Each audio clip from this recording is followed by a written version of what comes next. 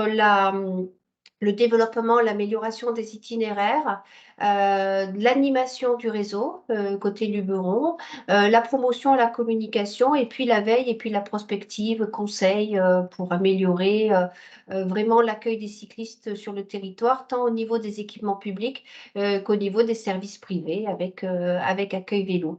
Nous sommes aussi coordonnateurs pour la Méditerranée à vélo, qui est une Eurovélo, l'Eurovélo 8, et qui, pour la partie française, va des Pyrénées-Orientales jusqu'aux Alpes-Maritimes.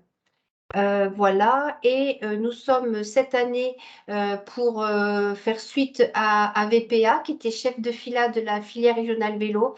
Nous sommes cette année, pour une année pour la région, également responsable de la filière régionale vélo, pour réfléchir un petit peu au plan d'action des années à venir avec la région et le comité régional du tourisme. J'ai été un peu longue, désolée, mais voilà. C'est pas grave.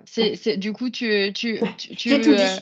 T'as tout dit. Il y a des tas de choses qu'on va revoir au fil de la présentation. Donc voilà, c'est super. Merci Sylvie. Voilà, peut-être passer la parole à Marie, comme ça elle dit ce qu'elle Oui, fait, puis après on voilà, aura terminé avec ça Vélo marche. Loisirs. Merci. Oui, bonjour, Marie Tron. Donc, j'accompagne Sylvie dans l'association, mais plus précisément Dorothée Genet sur la partie Luberon pour la qualification de la marque Accueil Vélo et Malo Lemay sur la partie Verdon. Donc voilà, je suis là pour les assister dans le développement du réseau et aussi très, très spécifiquement sur le déploiement de la marque Accueil Vélo sur nos deux territoires. Merci Marie. Ange? Oui, bonjour à vous tous. Donc, moi, je travaille pour l'Office de tourisme du Grand Avignon. Je m'occupe des activités de pleine nature et je suis la référente Accueil Vélo pour Avignon et pour le Grand Avignon. Donc, s'il y a du monde de nos communes qui est là, ben, c'est moi, votre interlocutrice. Super, merci Ange. Et ensuite, Marion. Oui, bonjour. Du coup, je suis assistante, chargée de mission vélo et VTT, donc je travaille avec Elodie. Et du coup, je qualifie sur le Haut Vaucluse la marque, la qualification Accueil Vélo, pardon. Merci Marion. Du coup, Marion qualifie sur le secteur de la Viarona, c'est pour vous identifier, l'enclave des Papes, la communauté de communes Pays Vaison-Ventoux, la communauté de communes Aigues-en-Provence, voilà, et le secteur des dentelles de Montmirail. Donc, c'est Marion, votre qualificatrice sur ce secteur. Eh bien, on va faire le petit tour de table. J'ai Céline Mouty dans l'ordre, pardon. Céline. Bonjour, donc moi je travaille pour Escapade Vacances. À Vaison. Vaison et super. Merci Céline. Ensuite, j'ai Julie, l'Office de tourisme de l'Enclave des Papes et de Grignan. Nouvellement arrivée. Oui, donc moi je suis fraîchement arrivée donc, à la direction depuis le 1er février de l'Office Enclave des Papes et de Grignan. Merci. Valérie Faro. Oui, bonjour. Donc, je me présente. Je suis peut-être un futur hébergeur. J'habite dans les Bouches-du-Rhône où j'ai un gîte de France à la location, mais j'ai également une maison que je loue en saisonnier sur la commune de Sainte-Cécile-les-Vignes. Super. C'est pour ça que je viens vers vous aujourd'hui pour voir un petit peu ce que vous pouvez me proposer. J'ai participé vendredi au niveau des randonneurs et voilà, compagnie de route. Et donc, je vais voir un petit peu au niveau du vélo ce que ça peut m'apporter. Voilà. Super, merci à vous. Ensuite, j'avais Joseph, que je suis contente de retrouver. Bonjour à toutes et à tous. Joseph Jacquin-Porretas, je suis conservateur du Muséum Requien, qui est le musée d'histoire naturelle d'Avignon. Et les musées de la ville d'Avignon, à ma connaissance, ne sont pas aujourd'hui dans le bon ordre pour accueillir les vélos, à l'inverse du musée Louis Voulan, qui n'est pas géré par la ville et qui trace déjà une bonne voie que nous aimerions suivre. Ok, merci Joseph. J'ai ensuite le Mas de la Sorgue. Oui, bonjour. Donc, je suis Dominique Ferreira, au Mas de la Sorgue. Donc, c'est une maison d'hôtes où je fais gîte ou chambre d'hôtes, l'un ou l'autre, au Thor, donc à côté de l'île sur la Sorgue. Et puis voilà, j'accueille pas mal de gens. Donc, on est ouvert depuis 4 ans. Et donc, j'attendais de voir un peu comment ça allait prendre par rapport au vélo. Et je me rends compte que j'ai énormément de clients qui viennent avec leur vélo ou qui, avant d'arriver pour leur séjour, me demandent où ils peuvent louer des vélos. Et donc, je fais venir des vélos en location voilà, d'un prestataire par ici. Et j'organise aussi des semaines thématiques. Et donc, j'en ai une, c'est ma deuxième fois, je l'ai fait l'année passée au printemps. Donc, la fin mars, la semaine à cheval entre fin mars et début avril, j'organise une semaine vélo, balade à vélo électrique. Voilà, et j'organise ça avec des guides vélo, avec Guillaume de Mangeon, qui est le guide. Et on l'a fait l'année passée, c'était super, quoi, vraiment. Ok, Voilà. super. Bah, merci de votre présence. Du coup, pour le Thor, c'est Lucie Laquet et Xavier Feuillant de l'Office de tourisme du Pays des Sorgues et des Monts de Vaucluse qui vous qualifient. J'ai vu suivre des emails, donc c'est eux qui seront en relais sur la qualification. Oui, tout à fait. Alors ensuite, j'ai Lise de l'Office de tourisme de l'Enclave des Papes Pays de Grignan. Oui, bonjour. Bon, bah, moi, je suis en charge de tout ce qui est APN pour l'Office de tourisme et on va faire la démarche pour être référent à accueil vélo, mais avec la Drôme. Donc, je ne sais pas après pour le territoire, parce qu'on va demander tout le territoire. Et Ouais, du coup, je mais crois que Marion faisait chez nous. Oui, mais du coup, c'est très bien. Ça va être vous le relais, c'est parfait. C'est une bonne entrée en matière. Ça va. Je pense que vous allez avoir pas mal d'informations là qui vont vous être utiles. J'ai Magali Carlier ensuite. Oui, bonjour. Moi, je tiens une chambre d'hôte sur Védaride et je suis intéressée par l'accueil vélo. Merci. Ensuite, j'ai le camping. J'ai Océane d'un camping. Je ne vois pas la suite. Oui, bonjour à tous. Oui, alors moi, c'est Océane et je travaille au camping Les Fontaines à Pernes-les-Fontaines. Et on est déjà à accueil vélo. Et moi, c'est la première année que je suis là. Donc, du coup, je participe à cette réunion pour avoir un peu des infos et en savoir un peu plus. Merci. Donc sur Pernes, je ne sais pas si vous avez entendu, c'est Lise Collin qui s'occupe de la qualification accueil vélo. Donc c'est avec elle que vous avez dû déjà avoir des échanges, qui s'excuse mais qui ne peut pas être présente aujourd'hui. Ok. J'ai ensuite Emmanuel Prévost. Oui, bonjour. Donc Emmanuel Prévost, je suis simplement auditeur libre, enseignante et je m'intéresse à cette activité.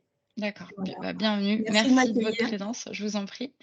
J'ai Solène Chevalier.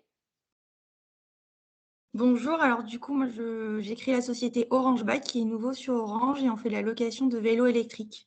Et du coup, on est intéressé par le label Accueil Vélo. Accueil Vélo. Très bien. Bienvenue Solène. Sylvie Coudurier. Oui, bonjour à tous, je suis Sylvie, j'ai un gîte à Vaison depuis peu. Je ne suis pas une locale, je viens de Savoie, donc j'ai pas mal de demandes effectivement et je voulais voir un peu ce que vous proposiez. Merci. J'ai le Mas du CEO aussi. Oui, bonjour. Donc nous sommes un gîte de groupe situé à Grillon, dans l'Enclave des Papes. Voilà, on a quelques petits groupes de cyclistes, mais voilà, c'est une activité qu'on souhaite développer. Bon, très bien, merci. Et j'ai Clément Postec qui s'est connecté. Je ne sais pas qui est Clément. Clément? Oui.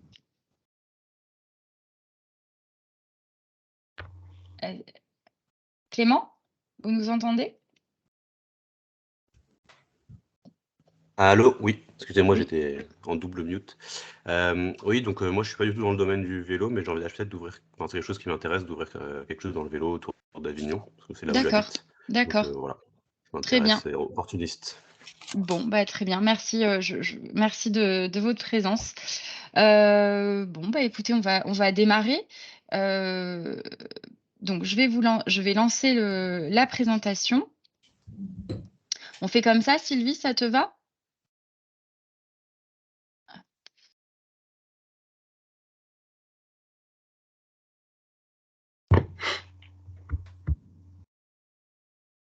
Je sais pas si je peux. Oh là là, j'ai un problème d'ordi.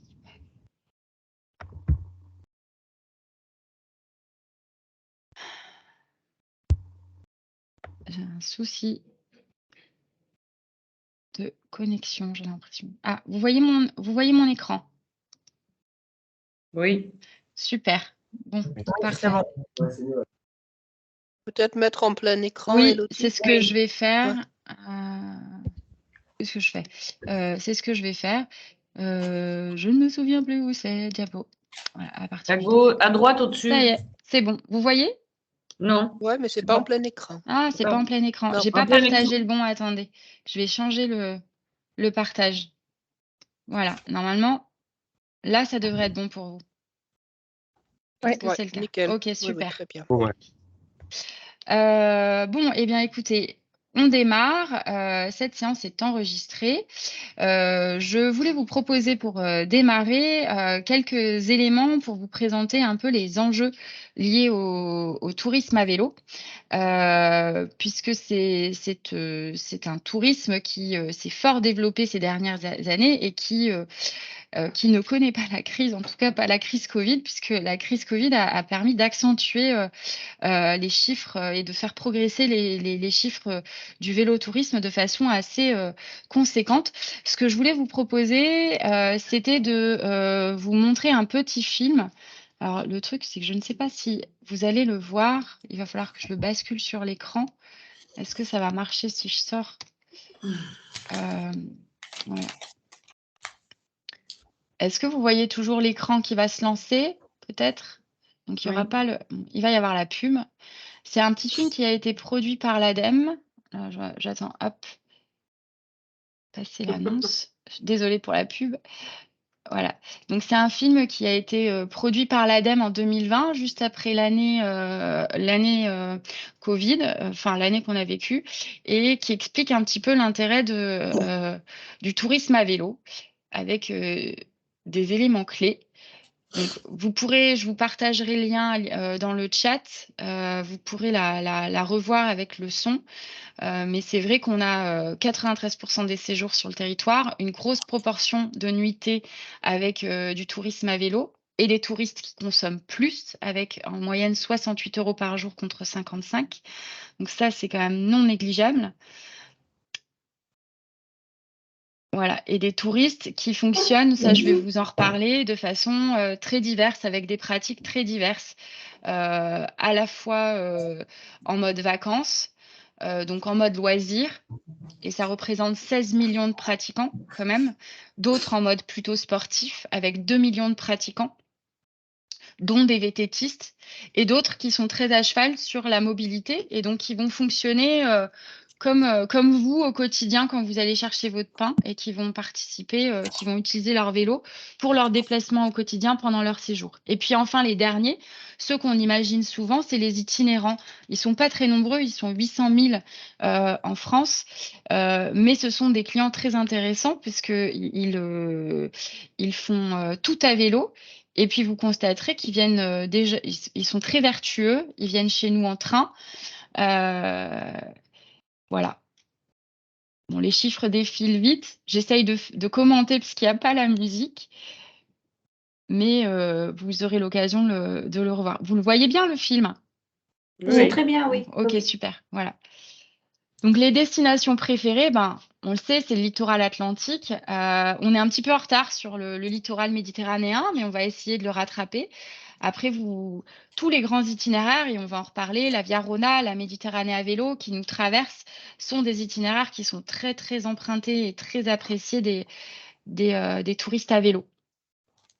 Mais chez nous, on a un superbe potentiel, donc on vous le présentera un petit peu après. Voilà, bon, la filière vélo, c'est aussi la création d'emplois. Ça, on n'y pense pas forcément. Et c'est quelque chose qui est en plein boom. Et la nécessité d'avoir des services sur l'ensemble des itinéraires, de la restauration, ça fait partie des éléments clés. Des tables de pique-nique, par exemple. Hein. Voilà. Des toilettes, des aires d'arrêt et de service, des rampes d'accès sur les gares. Donc, il y a tout un travail qui a repensé pour favoriser le tourisme à vélo en gare. Voilà. Donc, je vais, à la fin de la vidéo, je vais reprendre du coup, la présentation. en espérant que ça fonctionne. Tac. Voilà. Et du coup, à partir de la diapositive. Voilà. Hop, je reviens. Donc voilà, en chiffres clés, le voyage à vélo chez nous en France, on est la 2e destination, ça c'est quand même non négligeable, avec 21 millions de Français qui font du vélo. Je reviens sur les chiffres qui vous ont été présentés dans la vidéo. On a des pratiquants de toute pratique, mais on a 5% à peu près qui font de l'itinérance à vélo. Ce qui est intéressant sur ce volume global des gens qui font du tourisme à vélo en France, c'est qu'ils dépensent un peu plus d'argent chez nous, 75 € en moyenne contre 55 € par jour et par personne sur un tourisme lambda. C'est aussi 30% de touristes étrangers, dont 2 principaux marchés émetteurs, l'Allemagne et les Pays-Bas. Et c'est une activité qui permet vraiment de booster les ailes de saison touristique. On s'aperçoit quand on fait les croisements avec le tourisme classique qu'en fait, les touristes qui viennent faire du vélo chez nous vont rechercher des températures idéales qui se situent chez nous plutôt entre mars et mai. Et entre septembre et mi-novembre que sur le plein été où on a déjà une surfréquentation. Et donc pour les hébergeurs que vous êtes, enfin pour les professionnels, ça représente un intérêt vraiment d'attirer cette clientèle qui va étaler la saison touristique. Le focus sur la région sud, c'est qu'on a un petit peu moins d'itinérants. On a beaucoup de tourisme utilitaire, c'est-à-dire des gens, comme ça vous a été présenté dans la vidéo, qui vont circuler à vélo durant leur séjour pour leur quotidien, donc pour aller au marché, pour aller faire une visite. Ça fonctionne beaucoup sur la Loire, la Loire et la Vélodyssée sur l'Atlantique, où les gens, une fois au camping, circulent et font tout à vélo. Donc ça, chez nous, c'est encore assez faible, mais l'objectif, c'est d'augmenter. Et on a 60% de loisirs et 32% de cyclosportifs. Voilà. Le potentiel économique, il est avéré. On a des chiffres qui ont été produits sur la Vélodyssée, la Bretagne à vélo ou la Loire à vélo, où on sait que les impacts atteignent plus de 100 millions d'euros par an de retombées économiques autour d'un grand itinéraire. Et donc, on vous a mis les chiffres sur la droite. Voilà, on a des potentiels de développement sur la Méditerranée à vélo, la Via Rona, la Via Venetia, qui sont énormes et qui vont générer dans les années à venir, on l'espère en tout cas, et c'est tout le travail qu'on mène pour ça, qui vont générer des retombées économiques pour le territoire autour de ces itinéraires. Voilà. Donc, est-ce que quelqu'un peut faire entrer, parce que je ne vous vois pas, du coup, si quelqu'un peut faire entrer les petits bips que j'entends, ou Oui, si... j'essaie, mais... Ah, alors attends, je vais me mettre... Tac. Il va falloir que je te passe la main. Je l'ai autorisé, c'est bon. Ah, super, merci beaucoup. Ah, c'est super, parce que moi, je n'y parvenais pas. Merci. Voilà, donc c'est un développement aussi. Super. Très important. C'est un doublement de la fréquentation sur la Loire à vélo et en Bretagne. Et c'est des touristes qui fonctionnent énormément avec de l'hébergement marchand à 90% sur des petites unités. Donc les touristes fonctionnent beaucoup avec de l'hôtellerie, de la chambre d'hôte, du camping. Vous verrez sur les fréquentations qu'on a un peu sur France Vélo Tourisme que ça se corrobore avec des températures idéales qui, pour nous, effectivement, sont sur les ailes de saison. Et donc, ce qui vient accentuer notre volonté d'aller vers un tourisme mieux réparti dans le temps et dans l'espace. Donc voilà. Là aussi, je fais un petit récap, ça vous a été présenté dans la vidéo, mais je trouve que c'est très important et sur le Vaucluse, vous le verrez quand Sylvie va vous présenter l'offre, on a une variété d'offres qui fait que, contrairement à d'autres destinations, on va pouvoir et vous allez pouvoir éventuellement vous identifier sur une cible de clientèle en fonction de votre situation par rapport à un itinéraire. Il y a la découverte urbaine à vélo qui correspond à une manne de clientèle qui fonctionne énormément aujourd'hui sur les grosses villes comme Paris, comme Lyon, mais aussi comme Montpellier et Marseille, et sur lequel nous, autour de Cavaillon, autour de Carpentras ou autour d'Avignon, on pourrait avoir à travailler. Il y a le vélo loisir qui est là le plus gros segment de marché. Je crois que c'était écrit dans la vidéo, 16 millions de pratiquants. Et donc, effectivement, ça correspond à de la balade, à la demi-journée ou à la journée, découverte sur une moyenne de 25 km par jour.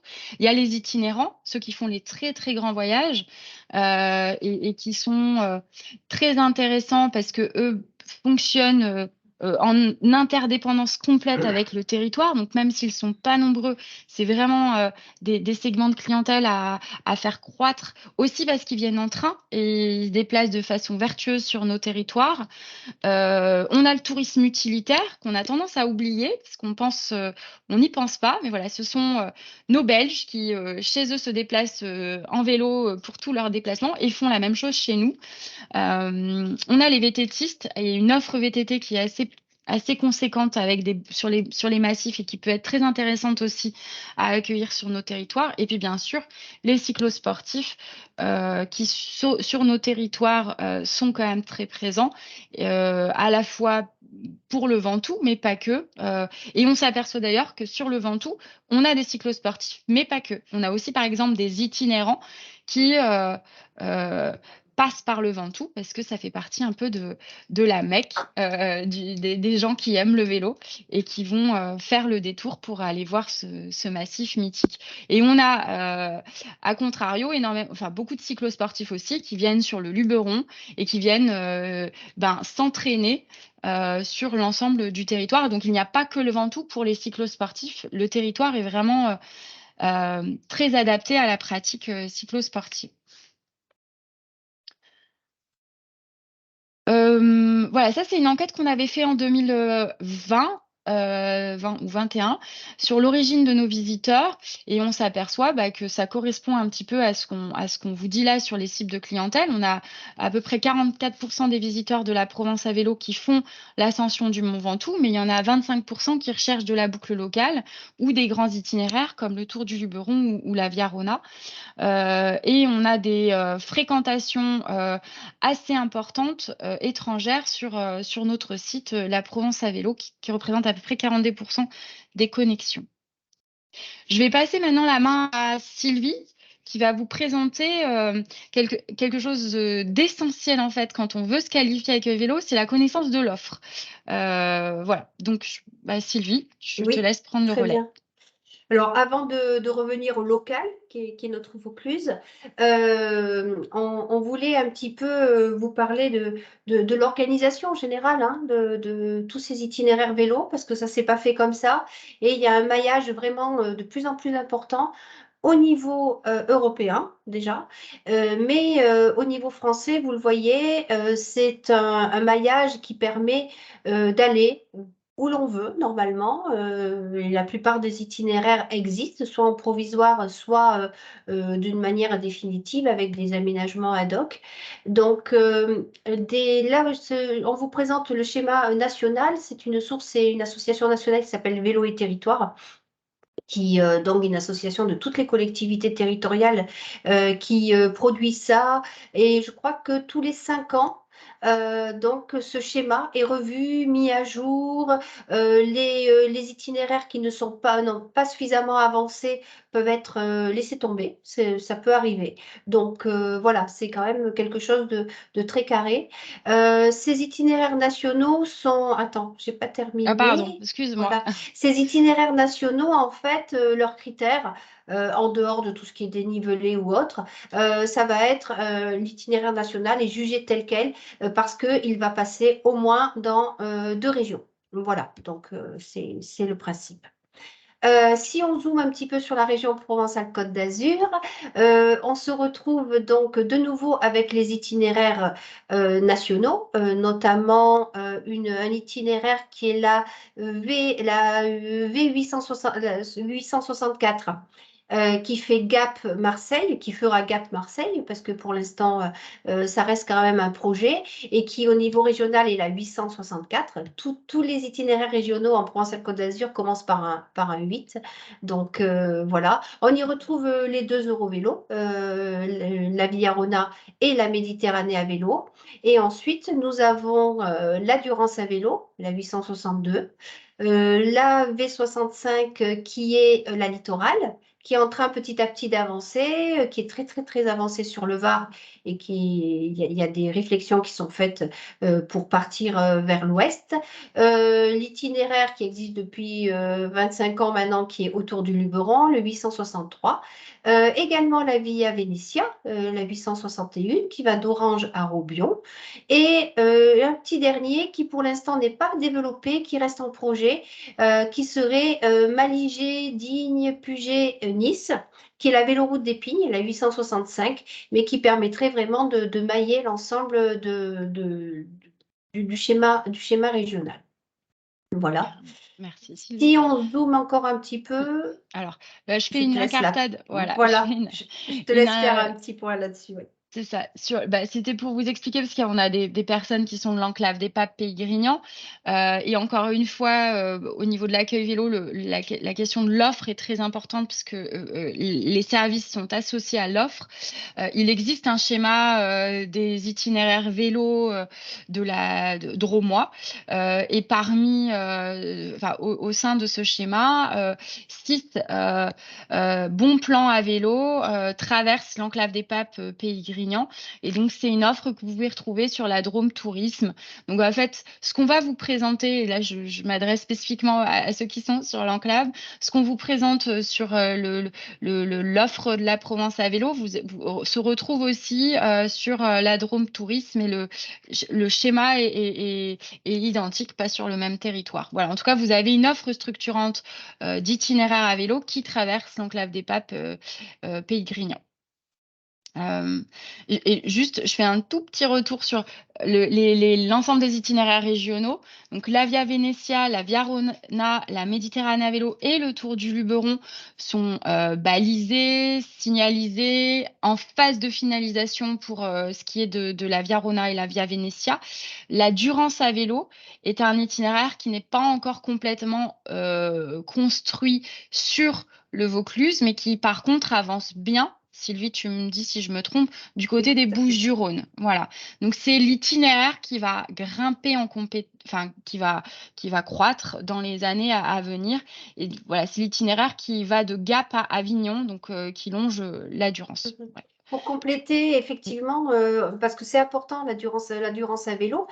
Aujourd'hui, effectivement, il avance bien sur les Bouches-du-Rhône, mais le département de Vaucluse, avec le syndicat mixte d'aménagement du Val-de-Durance, est en train vraiment de faire le tracé sur la rive droite de la Durance, donc côté Vaucluse. Et c'est un des rares itinéraires qui va en fait être sur les 2 côtés d'une rivière. Donc côté Bouches-du-Rhône avec la Roque d'Enterrand, Charleval, etc. Et côté Vaucluse à partir de Cavaillon, bien sûr en allant vers Avignon, et qui va descendre sur tout le pourtour de la Durance côté Luberon jusqu'à Mirabeau. Voilà. C'est en train d'avancer, on n'a pas encore les échéances et par expérience, Élodie, on a du mal à donner des échéances, mais c'est quand même un itinéraire assez dynamique avec beaucoup de volonté locale pour y parvenir. Concernant le schéma cyclable du département, c'est un schéma qui a été voté en 2019, qui va, je crois que sa durée de vie, elle va jusqu'à 2025, je crois que c'est quelque chose comme ça. La caractéristique de ce schéma, c'est que c'est un schéma multipratique. Il ne concerne pas que le tourisme et ont été tracés des itinéraires structurants. Vous retrouvez la Via Rona, la Via Venetia, la Méditerranée à vélo, puis des itinéraires qui permettent vraiment de relier des villes portes, des villes comme entre Avignon et Carpentras, par exemple, Orange et la Via Venetia, Il y a des projets aussi comme la Via Ouvèze qui remonte vers le nord, qui n'est pas encore faite, qui est à l'étude. Et puis, l'idée du département, c'est aussi d'aider à tracer des itinéraires les plus courts possibles, les plus sécurisés possibles entre des gros villages ou des petites villes, à vous d'interpréter, de manière à vraiment faciliter le déplacement quotidien ou le déplacement de loisirs pour les habitants, soit pour aller travailler, soit pour aller faire ses courses, etc. Donc, c'est comme ça qu'a été conçu ce schéma. Tu me dis si Oui, tu oui. veux, voilà, si tu veux rajouter des choses. Non, bah, écoute, c'est bon. Voilà. Vas-y. Alors, Voilà, donc là, c'est dans le cadre de ce schéma cyclable du Vaucluse. Là, il y a des cartes des itinéraires touristiques spécifiquement. Et là aussi, il y a des itinéraires majeurs qui ont été vraiment pointés, qui sont plus ou moins faits, je suppose. Mais comme par exemple, je vais commencer par celui qui est le moins finalisé, qui est le Tour des Côtes-du-Rhône, voilà, qui est bien tracé, qui est bel et bien là, mais qui n'est pas encore matérialisé par du fléchage, par du jalonnement dans les deux sens.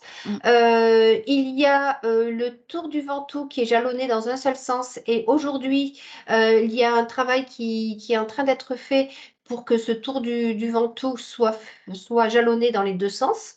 En utilisant des itinéraires, on va dire, qui ne sont pas forcément aménagés, mais les plus sécurisés possibles. C'est-à-dire que lorsqu'on a des petites routes communales en parallèle à une route départementale qui est moins roulante, on va plutôt l'emprunter. Et également l'itinéraire autour du Luberon, j'en ai parlé tout à l'heure, qui a été aussi, lui, entièrement jalonné, puisqu'il avait un jalonnement des pancartes qui ne correspondaient pas aux normes, puisqu'il a été fait avant que les normes nationales existent. Et le département de Vaucluse a repris à son compte et est devenu maître d'ouvrage avec le département des Alpes de Haute-Provence pour refaire entièrement donc le jalonnement autour du Luberon, qui maintenant, tous les itinéraires sont aux normes. Ces petites itinérances et ces grands itinéraires pour le Vaucluse devraient être faits pour être jalonnés dans les deux sens, de manière à tourner comme on le veut, et on espère qu'à un moment donné, les côtes du Rhône suivront. Et puis vous avez évidemment ce dont je parle depuis le début, la Via Rona, la Via Venetia et la Méditerranée à vélo, qui structurent encore ces itinéraires-là. Et puis les projets que vous voyez figurer en orange. Oui. Et du coup, cette carte peut être retranscrite par la carte La Provence à vélo. Je reviens juste, je ne sais pas si vous avez vu, il y a deux niveaux de vert. Il y a un vert foncé et un vert clair. Et donc, le vert clair correspond aux boucles locales balisées et le vert foncé aux itinérances dont Sylvie vous a parlé. Je ne voyais pas le vert, excuse-moi. Ah, c'est pas grave. Mais on va les reprendre sur la carte suivante. La carte suivante. Voilà. Au niveau de la carte, donc c'est une carte qui est issue de la Provence à vélo, hein. C'est le réseau géré par Vaucluse Provence Attractivité. Et là, vous avez l'ensemble des itinéraires, les itinéraires structurants et les boucles locales. Alors, normalement, tous ces itinéraires-là sont sur des routes. Voilà, et on a essayé de faire en sorte qu'elles soient sur des routes les plus sécurisées possibles, voire aussi sur des voies vertes, puisque une partie de la Via Rona est sur des voies vertes, la Méditerranée à vélo aussi, et une grande partie de la Via Venetia également. Sur la carte, c'est matérialisé. Bon, ça se voit pas, ça se distingue pas forcément. Les voies vertes sont distinguées par un double trait avec un centre blanc. Via Rona, Via Venetia et Méditerranée à vélo. Et le reste, ce qui n'est pas en double trait, est sur route en voie partagée. Voilà. Pardon. Donc, non, c'est très très bien. Et ces itinéraires-là, en fait, ils peuvent être faits avec selon la pratique que l'on veut, finalement, puisque ces boucles locales, elles vont entre 15 km et on va dire 60 km. Souvent, quand elles sont assez importantes, comme celles dans le sud du Luberon, le pays d'Agavelo, qui font 92 km, chaque fois, on a créé des liaisons de manière à pouvoir raccourcir la boucle pour ceux qui le souhaitent. Vous voyez pareil sur les ocres à vélo, par exemple, où ça fait 3 petites boucles finalement. Et les itinéraires qui se trouvent plutôt dans le reste du Vaucluse permettent vraiment de mailler et de passer dans le maximum de villages. Donc, selon le type de vélo que nous avons et selon notre force physique, on peut faire du vélo loisir, de l'itinérant, du cyclosportif. Et on retrouve la même chose sur le VTT. Tac. Hop, voilà, ça y est. Voilà, alors sur le VTT où on a effectivement la grande traversée de Vaucluse qui part du nord de Vaucluse et qui va vers le sud, qui traverse les monts de Vaucluse, qui sont peu utilisés d'ailleurs, vous l'avez remarqué, les monts de Vaucluse sur la partie route. Parce qu'il y a beaucoup moins de routes que sur le reste du département. Et ensuite, cette grande traversée qui traverse le Luberon pour arriver sur Mérindol. Donc, elle part de Bolène, je crois. Hein, Bolène, Oui, il y a 2 voilà. départs possibles, un de Savoyant, un de Bolène, un départ gare qu'on a souhaité. Et donc, il y a aussi de l'itinérance possible en VTT. C'est voilà, tout à on fait. ne soupçonne pas forcément. Et du coup, il y a les 2. Alors, en haut à droite, vous avez les parcours VTT qui sont dans l'enclave des Papes. Et ensuite, il y a 2 espaces. Pardon. Voilà, alors 2 espaces VTT, un qui est géré par le parc naturel régional du Mont Ventoux, les espaces VTT FFC Ventoux, avec des petites boucles. Pareil, vous pouvez aller du loisir avec les bleus, les vertes, jusqu'aux plus sportives avec les rouges et les noirs. Et certains de ces itinéraires sont utilisés en gravel. Je crois qu'on ne l'aborde pas aujourd'hui, mais il y a aussi petit à petit cet aspect de pratique gravel qui est en train de se développer. Et là, vous retrouvez l'espace VTT FFC qui est géré par le parc naturel régional du Luberon, l'espace Provence-Luberon-Lure, qui donc est sur l'ensemble du Luberon et sur un tiers sur les Alpes de Haute-Provence. Et la Vaucluse-Provence Attractivité a souhaité faire cette carte en ne s'arrêtant pas à la limite du Vaucluse et en continuant vers le pays de Forcalquier, ce qui est bien parce qu'on arrive à avoir l'ensemble des itinéraires sur cette destination. Voilà. Donc, c'est juste pour vous faire un petit peu le lien avec les segments de clientèle. Contrairement à la Loire à vélo qu'on prend souvent en exemple, la Loire à vélo, c'est quand même relativement plat. On va pas forcément avoir toutes ces pratiques de possibles. Et on a, nous, une topographie de territoire qui permet, comme Sylvie vous l'a dit et comme l'offre qui a été construite, d'accueillir des clientèles qui soient des cyclosportifs, des itinérants, des familles en mode loisir ou découverte, mais aussi des VTTistes parce qu'on a construit cette offre sur le Luberon. Il y a 63 parcours, je crois, et sur le Ventoux, il y en a plus d'une quinzaine. L'enclave des Papes et le massif du Chaux disposent aussi de certains itinéraires VTT. Donc, on a vraiment une très belle offre VTT, route et gravel, parce que Sylvie l'a rappelé aussi. Il y a une offre non balisée qui existe avec une carte qui est vendue chez l'éditeur Vetopo sur le gravel en Vaucluse et l'une des rares offres françaises qui a été structurée pour cette pratique-là. Donc, on a un très beau territoire pour le vélo et toutes les pratiques. Pour faire le lien avec la marque Accueil Vélo dont on va parler largement, le fait d'avoir toutes ces offres vélo avec ces différentes pratiques permet aussi de toucher plus de cyclistes et de fait, la marque Accueil Vélo fonctionne aussi bien pour l'offre VTT, gravel que vélo. Donc, ça permet vraiment d'élargir nos chances de toucher le maximum de cyclistes. Il y a une personne qui veut prendre la main. Oui. Oui. Oui, c'est Marie. Oui. Justement, je voulais rebondir sur le gravel et voir la pratique gravel, dans quel secteur de pratique on la qualifie en fait. Est-ce qu'on la met avec le VTT? Est-ce qu'on la met avec les pratiques loisirs aujourd'hui ou Non, l'itinérance? Personnellement, je les mettrais plutôt dans la catégorie cyclosportif parce que ce que je peux constater, mais Sylvie, tu pourras compléter. Vas-y, ouais. Ce que je peux constater, c'est qu'il y a beaucoup de cyclosportifs qui veulent éviter, enfin, c'est par crainte en fait de la circulation routière, qui cherchent à sortir un petit peu des routes, qui du coup, ce sont des gens qui ont souvent des très beaux vélos et investissent dans des très beaux vélos et qui vont avoir envie d'aller vers cette pratique ou du vélo d'aventure qui va s'apparenter à l'itinérance, mais en mode très très léger, en mode bikepacking, donc sans grosse sacoche, et qui vont venir sur ce type. Alors, il y a aussi un petit peu des VTTistes, mais voilà, c'est là que les deux se rejoignent. Donc, pour moi, les catégories, les clientèles qui pourraient être amenées à faire du gravel, c'est ou des VTTistes ou des cyclosportifs. Enfin, et puis non, il y a des itinérants aussi. Ouais, c'est Oui, il y a compliqué. des itinérants. Parce que moi, j'en connais des Tout itinérants le monde se met sur le gravel. Mais il y a des itinérants qui veulent apprendre à voyager plus léger et qui vont venir se mettre à cette pratique. Après, c'est vraiment une pratique de niche.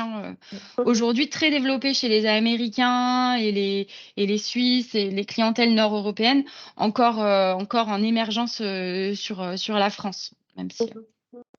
Ce que je voulais dire, c'est souvent ceux qui font du gravel en itinérance vont plutôt faire entre 100 et 150 km par jour, alors que les itinérants dont le but, c'est pas forcément de faire du vélo, mais c'est de se déplacer à vélo pour aller à la découverte des territoires, où là, ils vont plutôt faire entre 50 et 80 km maximum, quoi. Donc, effectivement, c'est plutôt du sportif. Et en termes d'itinéraire, ça va être soit de la route, soit des chemins, mais des chemins peu techniques, on va dire, pas des chemins techniques comme pour le VTT. Donc, un vélo un peu hybride qui permet, un peu le couteau suisse qui permet d'aller partout.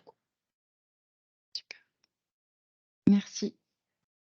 Tu veux continuer ou je continue, Sylvie? Ou tu... Moi, j'avais déjà coupé mon micro.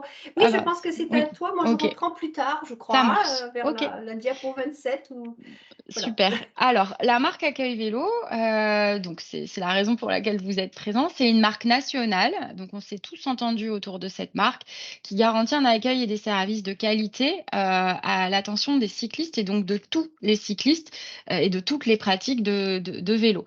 Le long des itinéraires cyclables balisés et sécurisés. Et c'est pour ça que c'est important qu'on vous ait présenté toute l'offre juste avant. C'est qu'un des premiers critères, le prérequis qu'on va regarder avant de vous qualifier, c'est de s'assurer que votre établissement est situé à moins de 5 km d'un itinéraire à vélo balisé et sécurisé, qui soit inscrit dans un schéma régional ou départemental et qui soit donc bien signalisé et balisé. Donc ça, c'est vraiment important. Le deuxième critère qu'on va regarder ensuite, c'est de s'assurer que vous disposez des équipements adaptés. Alors, c'est des équipements qui varient un petit peu selon les catégories d'établissements que vous êtes, mais globalement, que vous puissiez avoir des abris à vélo ou de quoi stocker les vélos de façon sécurisée, que vous puissiez disposer de systèmes de réparation, de kits de réparation ou de solutions pour recharger les batteries. On va aussi s'assurer, par exemple, mais on reviendra un peu plus dans le détail après, que vous allez vous engager dans des services adaptés aux cyclistes. Alors là aussi, on a tout. Nous, on vient en fait avec un certain nombre de solutions quand on vient vous qualifier, parce qu'on a un réseau, on a construit un réseau Accueil Vélo, Provence à Vélo, Vélo Loisirs Provence, qui est l'un des plus gros réseaux de France, avec plus de 350 qualifiés de professionnels. Et donc, quand on parle de transfert de bagages, par exemple, on a des chauffeurs de taxi ou des chauffeurs de VTC qui sont rentrés dans le dispositif La Provence à Vélo, Vélo Loisirs Provence, et qui assurent ce type de transfert, et donc avec lesquels on peut vous mettre en relation pour que vous puissiez proposer cette solution à vos clients. La marque nationale, elle s'adresse à toutes les catégories d'activités. Les hébergeurs, quels qu'ils soient, gîtes, meublés, camping, chambres d'hôtes, hôtellerie, résidence de tourisme, donc tous les hébergeurs, quels qu'ils soient, à condition que ces derniers soient classés ou, enfin, en tout cas, qu'ils aient fait leur déclaration en préfecture et qu'ils aient une logique de classement. C'est vrai que nous, quand on vient visiter les établissements, on n'est pas des experts de la qualification sur le volet hébergement, on est des experts du vélo. Donc, on vient vérifier les services que vous avez en plus, mais on s'adosse à des référentiels d'hébergement pour s'assurer de la qualité de service auprès des clientèles. La marque Accueil Vélo s'adresse aussi aux restaurants, aux loueurs de vélos, aux réparateurs de vélos, aux offices de tourisme, mais aussi des visites. Et on a fait le choix de conserver les transporteurs, les réceptifs et les guides accompagnateurs au sein de référentiels qui sont là des référentiels territoriaux, Vélo Loisirs Provence, le Luberon à vélo et la Provence à vélo, parce qu'on estimait que c'était des catégories de professionnels qui étaient absolument essentielles dans l'ensemble de l'écosystème de services qu'on pouvait apporter à nos touristes. Donc, guide accompagnateur, réceptif, transporteur, c'est des catégories qu'on qualifie et qu'on promeut sur nos destinations parce qu'elles font vraiment partie de cet écosystème-là. Voilà. Quelques critères sur la qualification donc, des hébergements. Le prérequis, c'est, comme je vous le disais juste avant, de disposer d'un classement ou d'un label propre à sa catégorie. Et puis ensuite, alors, quand on vient vous qualifier, on fait une visite sur site avec une grille de qualification. On va vérifier comment vous accueillez et conseillez les clientèles sur l'offre. Et donc là encore, ne vous inquiétez pas, vous devenez membre d'un réseau en devenant Accueil Vélo. Et donc, en fait, apprendre à connaître l'offre, c'est des choses qu'on met en place dans le cadre d'animation de réseau que je vais vous présenter plus tard. Mais donc, en tout cas, on va vous apporter un certain nombre de solutions pour vous aider à vous former sur la connaissance de l'offre à vélo.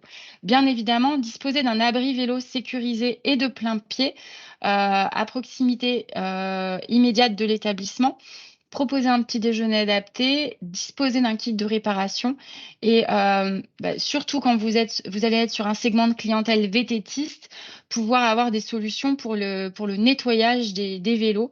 Et donc parfois c'est des éléments en fonction des segments de clientèle qui sont plus ou moins importants. Pour les restaurants, et c'est valable d'ailleurs aussi pour les sites de visite, il y a ce premier critère. Le parc de stationnement vélo doit être de 5 places minimum. Donc un parc de stationnement, vous savez, idéalement, ce sont des arceaux à vélo, pas ce qu'on appelle des racks, comme d'ailleurs il y a sur la photo actuellement, mais vraiment des poses cadres qui permettent de venir poser 2 vélos sur, de part et d'autre de l'arceau qui est à hauteur de la taille humaine. Et d'avoir donc ces stationnements vélo à proximité immédiate des établissements, que ce soit des restaurants, c'est valable aussi pour les sites de visite. Ça, c'est vraiment des engagements où vous, enfin, je pense au musée Requien, je sais plus comment on dit, sur Avignon, c'est des demandes que vous devez faire en mairie au niveau de l'espace public pour avoir la possibilité de stationner les vélos devant les établissements de musées.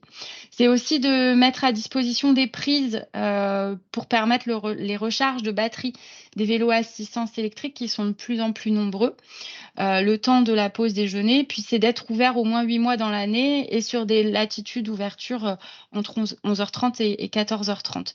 Et bien sûr, de privilégier, ça va de pair avec aussi on va dire, les valeurs du tourisme à vélo, de privilégier des produits locaux et bio.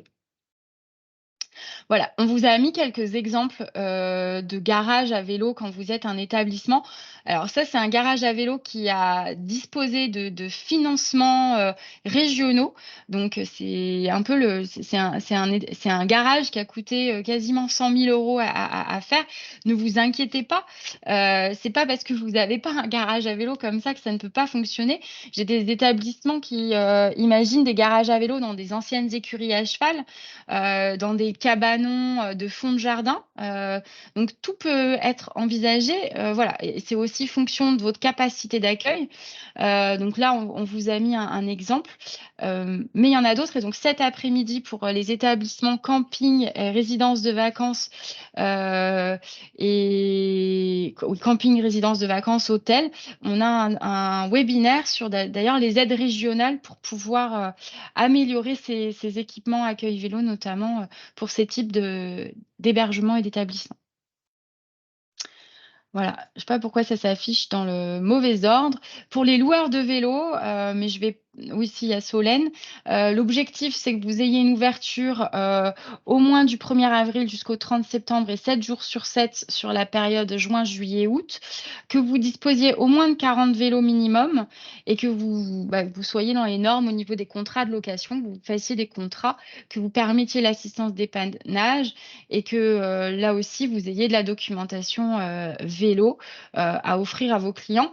Quand vous n'avez pas les 40 vélos requis, on vous incite, il y a une phase transitoire autorisée de 3 ans où pour atteindre ce seuil des 40 vélos, on vous incite à rentrer en partenariat avec un autre loueur pour atteindre cette flotte-là. Pourquoi cette flotte?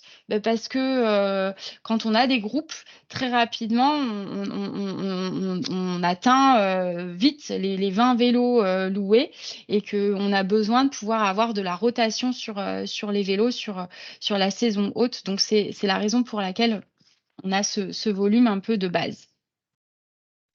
Les réparateurs doivent être bien sûr certifiés et donc avoir une qualification professionnalisante. Donc, c'est un CQP.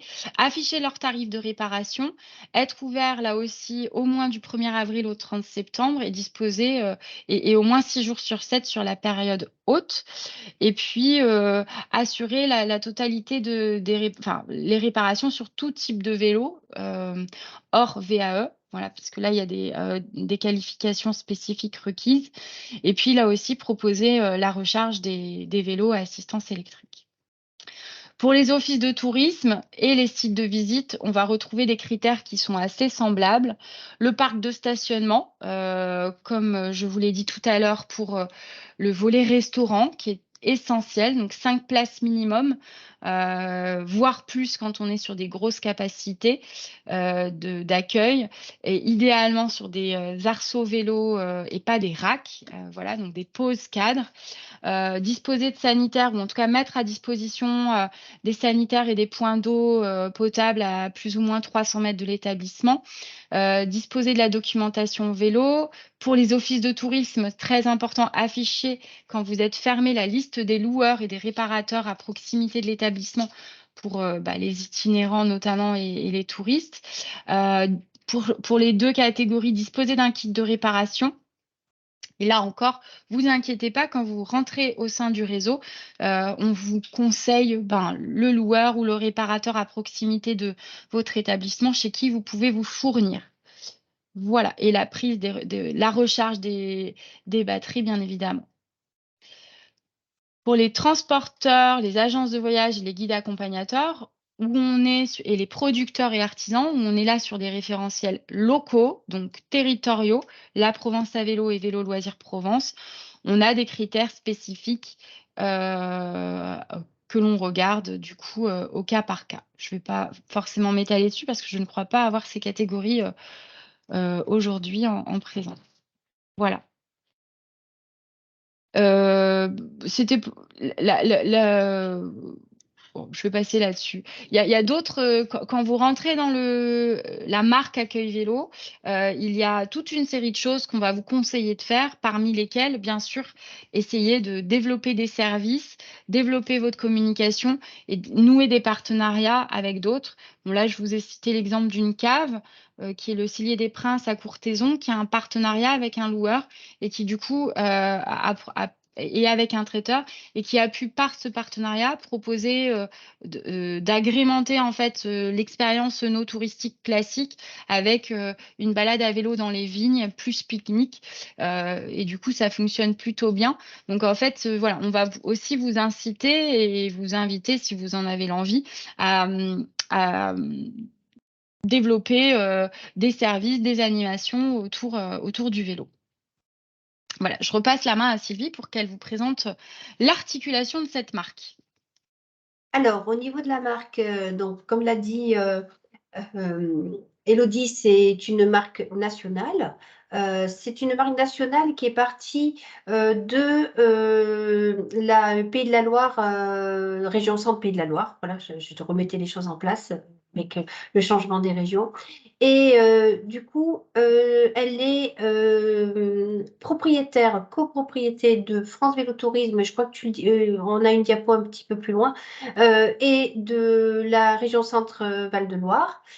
Et c'est aussi une marque qui est gérée au niveau national par ADN Tourisme. ADN Tourisme, c'est la Fédération nationale des organismes institutionnels du tourisme qui, depuis 2020, regroupe les offices de tourisme intercommunaux, la fédération, les fédérations, les agences de développement au niveau départemental et les comités régionaux du tourisme. Donc, généralement, il y a une convention entre le niveau national et le niveau régional. Là, dans le cadre de notre territoire, c'est la région sud qui est pilote. Et il y a une convention entre le pilote et les référents qualité par secteur géographique. Donc, vous avez les référents qualité. On va vous donner l'ensemble des coordonnées tout à l'heure, mais Elodie les a exposées aussi tout à l'heure sur le Vaucluse, selon les territoires. Et ensuite, de nouveau, une convention avec une grille d'évaluation entre les référents qualité et les différents prestataires touristiques qu'Élodie a cités tout à l'heure. Voilà. Et on fait exactement la même chose avec les prestataires touristiques en dehors du niveau national qu'a cité Élodie, comme les agences de voyage, les taxis et puis les producteurs et les accompagnateurs aussi. Oui, les guides accompagnateurs, voilà. tout à fait. Également. Cette marque donc est décernée pour 3 ans avec donc un coût de 200 € hors taxe pour 3 ans. Donc chaque année, voilà. Il y a une petite différence avec la partie Luberon, puisque nous, c'est une association indépendante Vélo Loisirs Provence qui donc décerne la marque Accueil Vélo, mais en plus de la décerner, on fait aussi de la promotion, de la communication et de l'animation. Du coup, il y a en plus une adhésion annuelle à l'association. Tu peux passer. Voilà, je ne sais pas pourquoi ça s'affiche tout. Excusez-moi. Oui. Oui. Ouais, c'est Sylvie, juste une petite chose. 200 € pour 3 ans ou à l'année? Non, 3 c'est ans. 200 pour 3 3 ans. ans. Oui. 3 ans. Pour 3 ans. Ok, Oui. merci. Et qui est à verser au référent qualité et non au niveau national. Voilà, oui. Bon, ça peut bouger dans les prochaines années, mais pour l'instant, c'est comme ça. D'accord. Merci. Voilà. Donc, je l'ai dit tout à l'heure, on a eu cette copropriété avec donc un pilote régional, avec donc la région sud Vélo Loisirs. On va dire, va un petit peu conseiller la région puisque Vélo Loisirs est au conseil d'administration de France Vélo Tourisme au niveau national et donc suit un petit peu l'ensemble des évolutions de la marque et l'évolution de la promotion et de la communication puisque France Vélo Tourisme est aussi un grand site internet, mais je crois qu'Élodie, tu vas en parler un petit peu plus loin. Tout à fait, j'en parle Voilà. après. les référents qualité au niveau du Vaucluse. Voilà. On en a parlé aussi. Vaucluse Provence Attractivité, Vélo Loisirs, le parc du Mont Ventoux et les offices de tourisme. Et on est tous réunis sous une même destination qui a été créée il y a de nombreuses années et on a été pilote dans ce domaine-là, la Provence à vélo, avec un site internet dédié qui s'appelle La Provence à vélo, mais qui regroupe toutes les pratiques. Toute l'offre, tout à fait, toutes les pratiques. Merci Sylvie. Et donc, voilà, là, vous avez du coup la liste de vos référents qualité en Vaucluse qu'on a présenté au début de la réunion. Voilà, je continue, Sylvie? Non, mais je pense que là, la diapo, Voilà, elle est parlante elle est d'elle-même. parlante. Voilà. Voilà. Et je pense que, Élodie, tu vas communiquer peut-être le PPT après, comme ça tout le monde aura les coordonnées. Donc, voilà, vous avez même les coordonnées, je crois, sur la slide suivante. Voilà, vous avez les emails de chacun des territoires, enfin chacun des référents territoriaux qui va s'occuper de l'accueil vélo. Mais je te laisse continuer parce que tu es. Non, je te laisse continuer parce que c'est quand même toi qui es la référente de la Provence à vélo, donc je te laisse parler des actions de la Provence à vélo, c'est plus logique. Mais ces référents, donc Ange, Sylvie, Marie, Lise, Colin qui n'est pas là, ce sont vraiment des personnes ressources avec lesquelles nous travaillons collectivement ensemble sur la marque La Provence à vélo. Donc à la fois sur la qualification accueil vélo, ça c'est ce que vous pouvez voir vous au quotidien dans votre relation interpersonnelle. Mais en fait, on travaille aussi collectivement. Il se passe pas une semaine sans que j'ai des échanges avec chacun d'entre eux pour accompagner les collectivités territoriales sur donc ces têtes de réseau, Vélo Loisirs Provence sur le Luberon, le parc, nous sur donc Vaucluse Provence Attractivité pour le Nord Vaucluse, on accompagne les collectivités territoriales sur le développement, l'entretien de boucles vélo et VTT. On travaille collectivement sur des salons auxquels on se rend, grand public, comme le salon du randonneur, le Rock d'Azur, des salons en Belgique, le FITS en Hollande notamment. On travaille sur des outils de com, les cartes, sur des accueils de tour opérateurs, des accueils presse, sur la mise à jour du site web. Enfin voilà, il ne se passe pas une semaine sans qu'on ait à travailler ensemble. Et donc, c'est vraiment un travail collectif. Je te repasse la main, Sylvie? Oui, allons-y. Donc, au niveau du processus de labellisation, tu en as un petit peu parlé quand tu as présenté le cahier des charges par catégorie. Donc, il y a une visite d'évaluation de la structure par le référent qualité avec une grille d'évaluation qui est bien précise. La structure donc ne peut être labellisée que si elle répond vraiment aux exigences du référentiel, sachant que il y a certains critères qui sont vraiment obligatoires et d'autres qui sont souhaitables.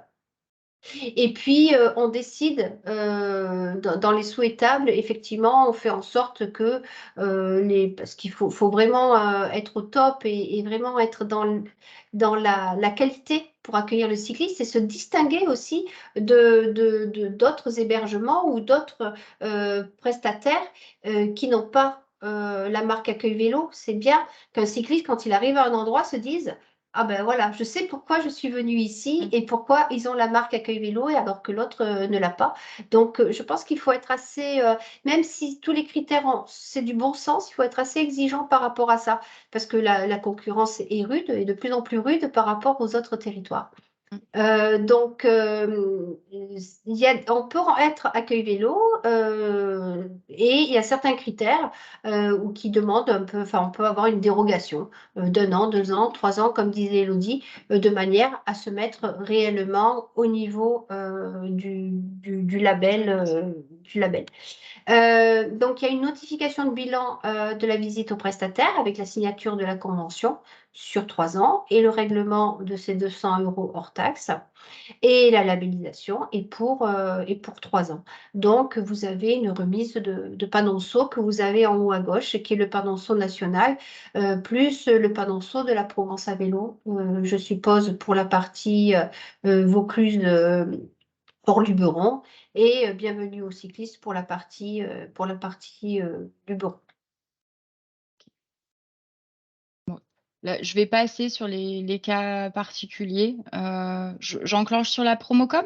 Oui, simplement, je voulais juste te dire, si tu reviens sur les cas Oui. particuliers sans tout énumérer, mais c'est que certains prestataires font plusieurs choses. Loueurs et réparateurs, par exemple, restaurants et hébergements. Il y a même des hébergements qui louent des vélos. Enfin, voilà, des offices de tourisme qui ont plusieurs antennes. Et là, il y a des tarifications particulières pour pas empiler les 200 €. Ça permet d'avoir une cotisation qui est plus soutenable pour vous. Voilà, tout simplement. Mais ça, je pense que tu vas le passer aussi, Élodie, et puis Oui, de toute façon, le PowerPoint, je vais le corriger avec les petites erreurs que vous m'indiquez. Je vous remercie. Et je vous l'enverrai, enfin, on vous l'enverra à l'issue du webinaire. Du coup, sur la communication qui est un peu le dernier maillon de la chaîne de l'offre au service, c'est ce sur quoi vous allez être visible en devenant Accueil Vélo. La première chose, c'est la plateforme nationale France Vélo Tourisme, puisque la marque est nationale et donc elle est vraiment reliée à cette plateforme qui est France Vélo Tourisme.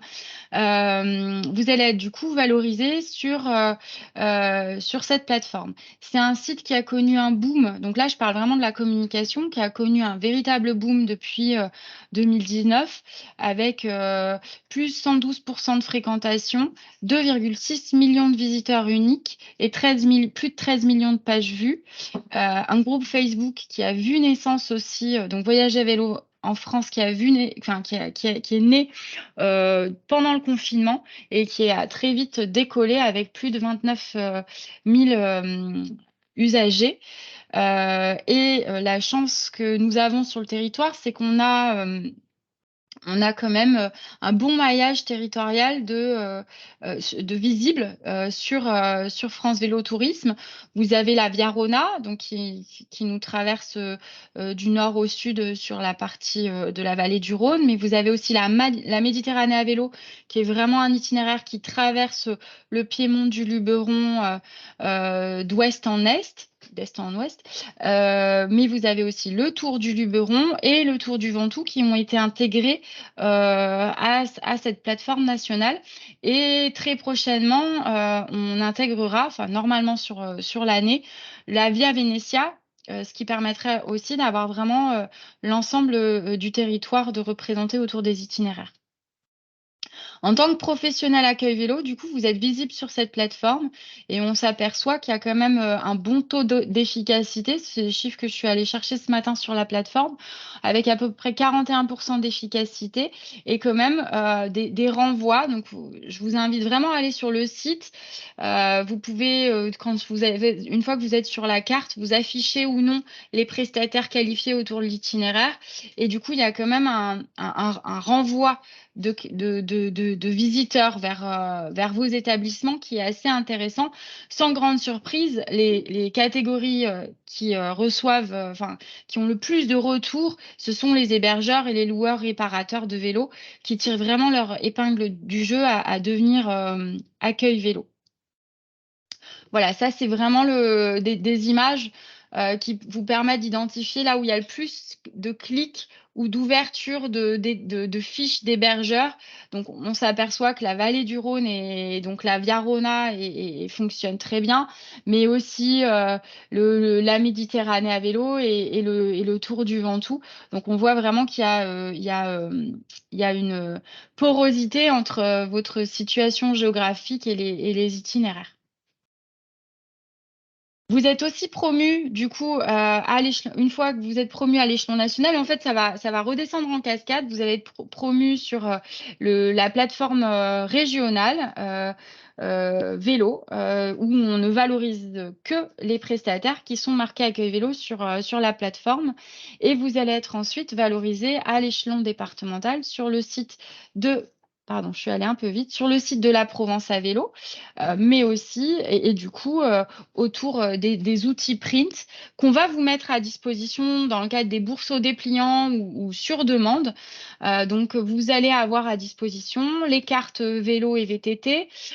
Vous pouvez avoir des remises de prix sur les cartes, sur les commandes de cartes gravel que vous pouvez ensuite revendre. Vous allez être associé aux itinéraires sur les campagnes web qu'on va pouvoir faire sur voilà, Voyageons autrement ou Utagawa dans le cadre d'e-newsletter. Et donc, tout ça, c'est des choses vraiment qui viennent vous alimenter, en fait, hein. Donc, il y a une partie promotion, puis il y a une partie outils qu'on va venir vous mettre à disposition pour que vous puissiez valoriser l'offre, justement, et participer à la valorisation de cette offre. Donc, on travaille sur la production de contenu avec des vidéos, avec une chaîne YouTube sur laquelle on met toutes les vidéos et auxquelles vous avez accès, que vous pouvez relayer sur vos propres outils et réseaux sociaux. Et on a également une photothèque qu'on enrichit annuellement avec des photos de toutes les pratiques et dernièrement un shooting qu'on a fait sur les services accueil vélo qui est à votre disposition aussi sur la photothèque. Et comme je le redis, voilà, ces actions, elles sont vraiment menées avec la participation financière et technique de l'ensemble des têtes de réseau, donc du Parc naturel régional du Ventoux, des offices de tourisme et de Vélo Loisirs Provence. Donc, présence sur les salons. Prochainement, on sera sur le Salon du randonneur de Lyon. À l'automne, on sera sur le Roc d'Azur, qui est le grand rendez-vous VTT de la région sud. Et puis, en janvier, nous étions sur... Oh, j'ai toujours un doute sur le nom. Vélofolies à Courtrai. Merci. Et on va être aussi à Vélozon. Et on sera sur Vélozon, tout à fait, à Chambéry, début avril, il me semble, hein. Voilà, donc on est vraiment sur un grand nombre de salons. On organise des éduc-tours ou des accueils presse vélo. Et nous avons travaillé ensemble au déploiement d'un réseau de stations Bosch qui permet la recharge des batteries de façon sécurisée et qui ont été mis chez des partenaires accueil vélo. Donc, c'est aussi une page que vous pouvez retrouver sur le site de la Provence à vélo. Enfin, en termes d'outils de communication, donc voilà, ça ruisselle. Et donc, jusqu'à l'outil de communication le plus utilisé et le plus plébiscité sur les territoires, c'est les cartes détaillées.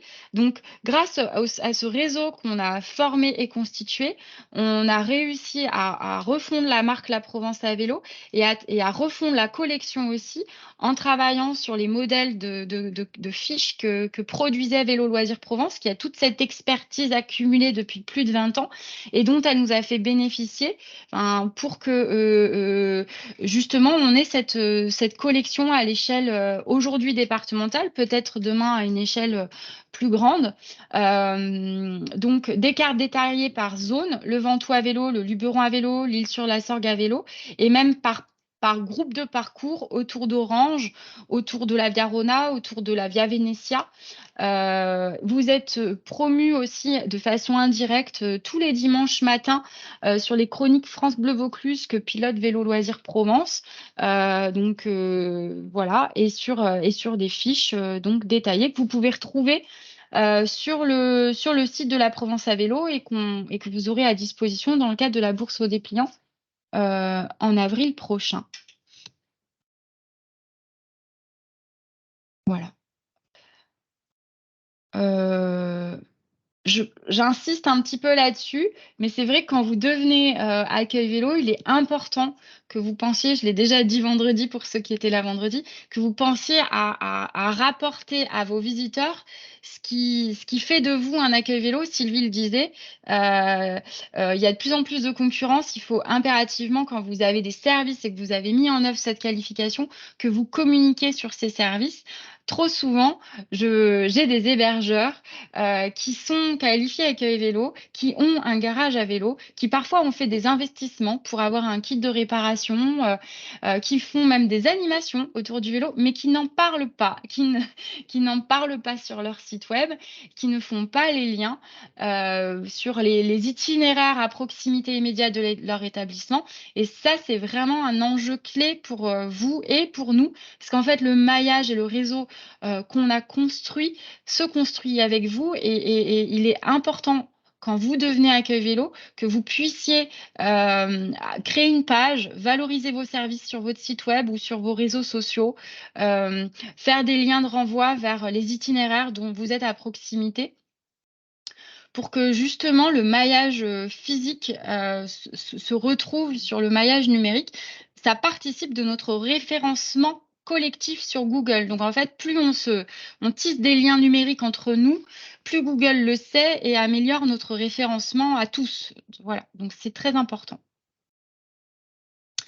Voilà, bah, je vous ai remis les documents utiles et les contacts de chacun des référents Accueil Vélo par territoire. Je vais corriger. Alors, pour Ange, c'est juste ici, je crois. Donc, je vais refaire un petit tour. Je vais Oui, vérifier. là, c'est bon, c'est sur Voilà. notre slide. Et vous avez l'ensemble des liens donc, vers les webinaires, vers la photothèque et vers les pages YouTube pour agrémenter la qualification Accueil Vélo. Voilà. Bah, écoutez, si vous avez des questions, elles sont les bienvenues.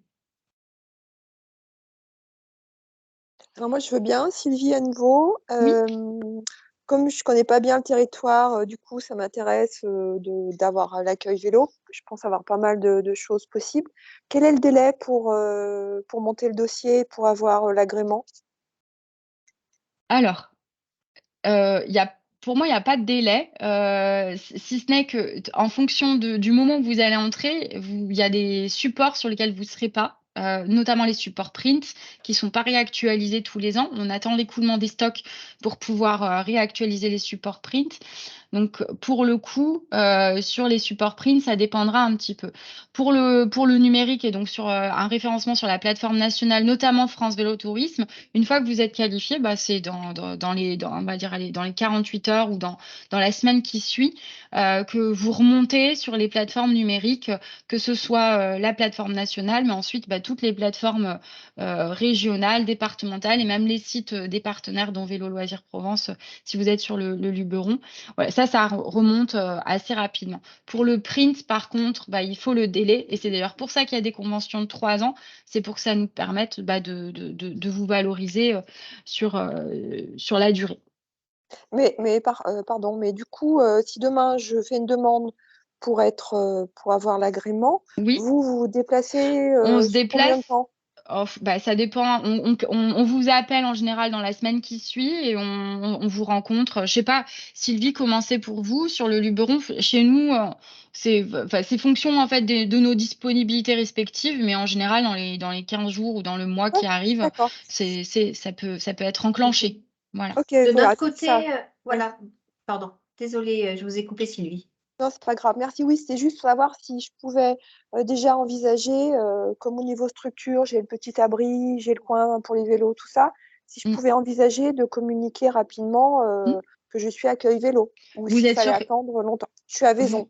Vous êtes à Vaison. Oui, bah c'est rapide. Voilà, ça dépend des disponibilités de Marion qui est à l'école, parce qu'elle est en alternance de temps en temps, mais ça D'accord. peut être fait assez rapidement. D'accord, merci beaucoup. Côté Luberon, on essaie de faire une grande campagne entre septembre, octobre, novembre, de prendre du temps. Et après, c'est au fil de l'eau. Et effectivement, ça dépend du temps que nous avons tout le long de l'année. Généralement, c'est quand même, ça ne dépasse pas les 3 semaines, quoi.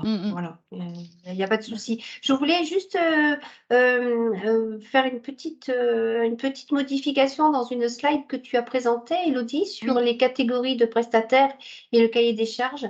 J'ai vérifié concernant Accueil Vélo et le cahier des charges pour les loueurs de vélos, c'est minimum 20 vélos. Ah, c'est 20 vélos. Pas 40. Autant pour moi. Bah, Voilà. d'accord, je le corrigerai également. Voilà, mais on incite quand même les loueurs à travailler ensemble parce que concernant les tailles, concernant le type de vélo ou autre, on a souvent besoin du voisin pour c'est clair. répondre à la demande. C'est clair. Merci Sylvie. Je vais corriger ça. Valérie, vous aviez une question? Faut activer votre micro. On ne vous entend pas, Valérie. Vous m'entendez? Oui, on vous Allô? entend, c'est bon. Oui, oui. Vous entendez qui? J'entends. Alors, non, j'entends Monique, moi. Ah, bon. Alors, moi, c'est Valérie. J'ai allumé là. Je pense que vous devez m'entendre maintenant. Oui. Oui. Donc, moi, c'était pour un petit peu continuer sur ce que demandait un petit peu Sylvie. Moi, je ne suis pas sur place, vous avez compris. Voilà. Est-ce qu'on peut avoir d'abord, dans un premier temps, un premier entretien téléphonique pour voir vraiment si mon gîte peut rentrer dans tous les critères avant que je me déplace jusqu'à Sainte-Cécile pour vous faire voir la maison, voilà, pour avoir l'agrément. Pareil, au niveau des ouvertures, c'est 6 mois minimum, je pense, c'est ça? Oui, il me semble que c'est au moins 6 mois minimum, oui. D'accord, ok. Et c'est un engagement obligatoire de 3 ans? Tout à fait. Ok. Et on paye en une seule fois les 3 ans? Tout à fait. Ouais. Il n'y a pas de souci sur un premier échange téléphonique en tous les cas. En général, nous, ce qu'on fait, c'est qu'on vous partage la grille de qualification en fait. Donc la grille avec laquelle on vient sur place, on vous la partage pour que vous puissiez effectivement vous positionner et voir effectivement ce qui va pas, ce sur quoi vous butez. Et ensuite, on fait un échange téléphonique. On regarde ensemble et puis si il y a pas de frein particulier, on programme la visite de qualification dans la foulée. Ok. Bon, parce que c'est vrai qu'en n'étant pas sur place, voilà, c'est une remise de clés, les gens se débrouillent. Après, bon, j'ai quelqu'un sur place également qui s'occupe de... Mais ce ne sera pas son rôle à elle, quoi. Mais voilà, c'est pour être sûr que je puisse rentrer dans les critères Pas de souci, ça marche.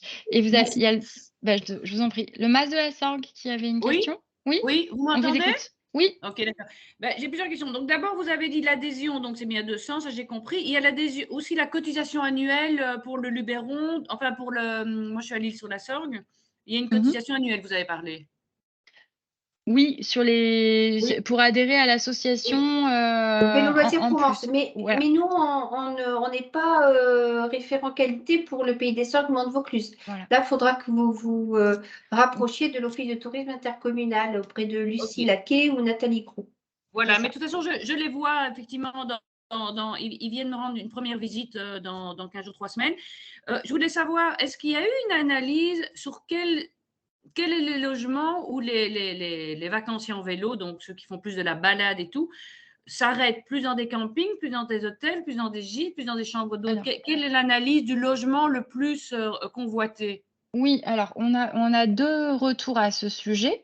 On a eu, on a la plateforme France Vélo Tourisme qui donne des analyses assez poussées et qui effectivement fait ressortir. Alors France Vélo Tourisme, c'est aussi les grands itinéraires, qui fait ressortir que les hébergements les plus plébiscités, c'est la chambre d'hôte et le camping sur France Vélo Tourisme.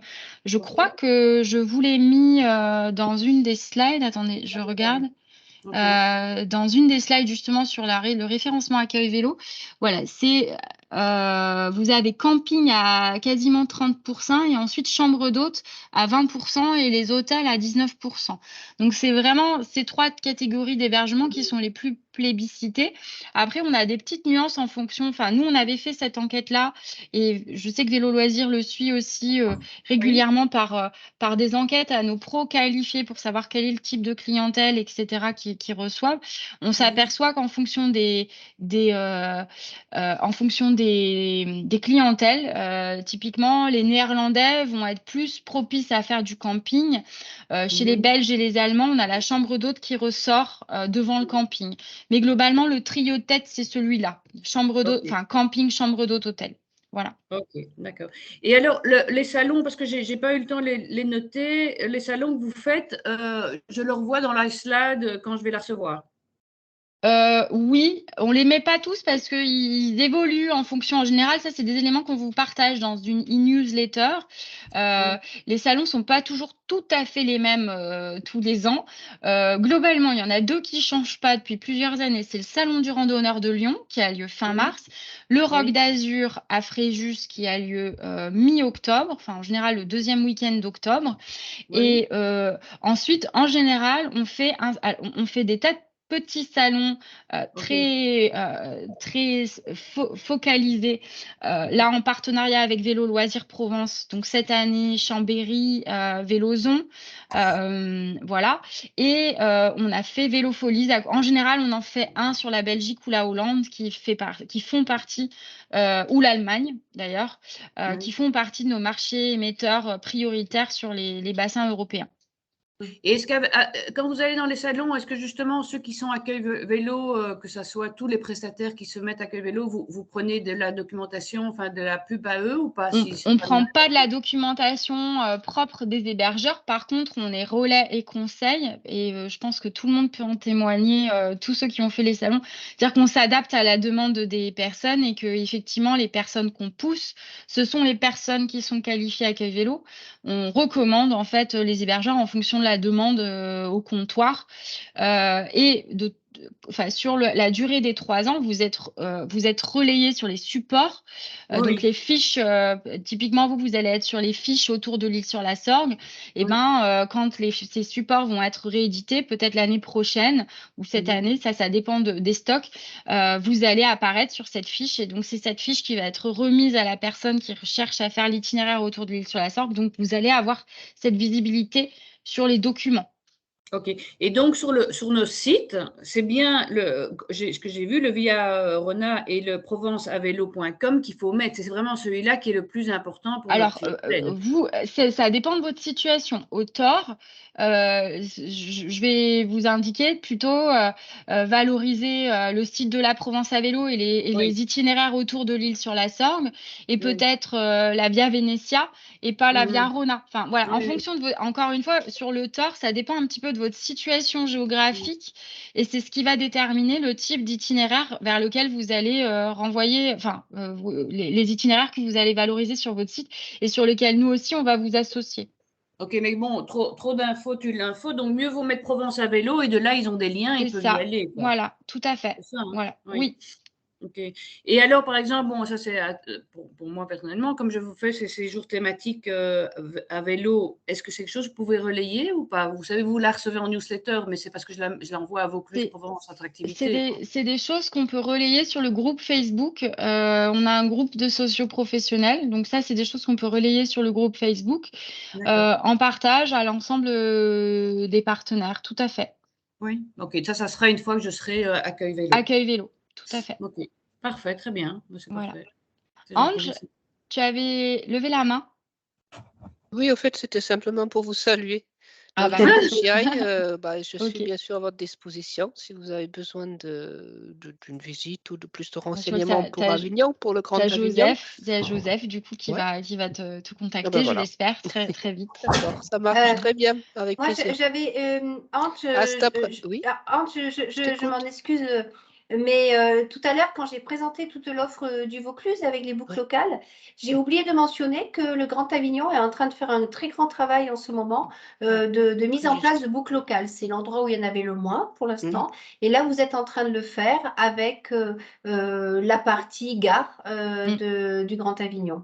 Voilà, et donc l'offre pourra se développer encore plus. Voilà, désolée, j'ai oublié de le dire. Non, mais il n'y a pas de souci, ça va être normalement justement des boucles balisées avant la fin de l'année.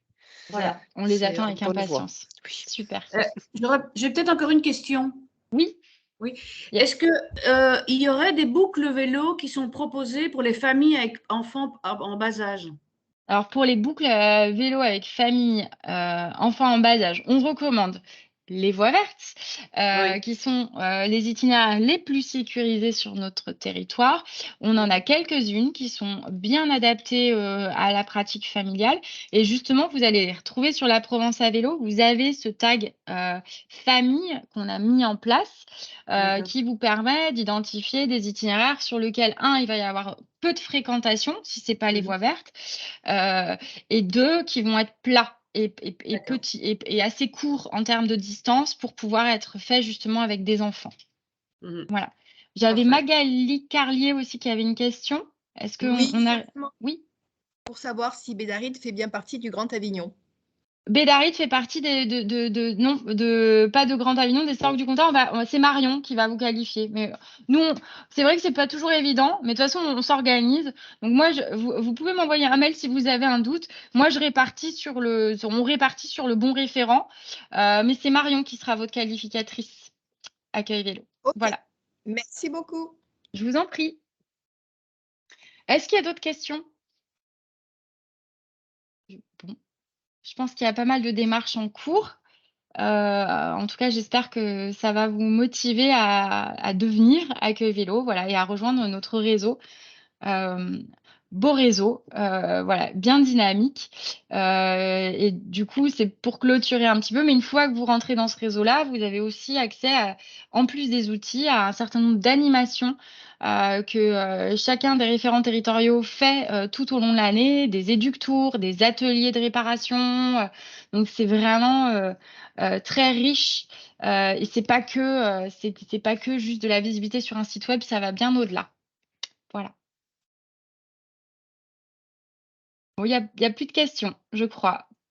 Écoutez, je vais arrêter l'enregistrement. Hop, je vous remercie à tous.